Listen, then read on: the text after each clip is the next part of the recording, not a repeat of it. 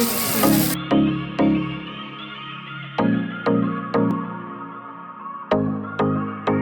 guys, you can do it. Okay. You can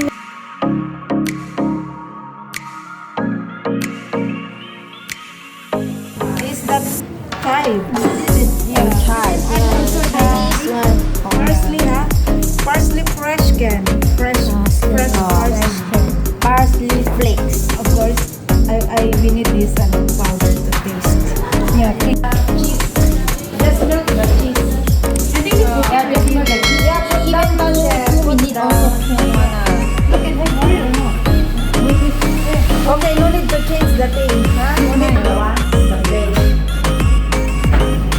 So, let's cut for this side. You must go put 2 here.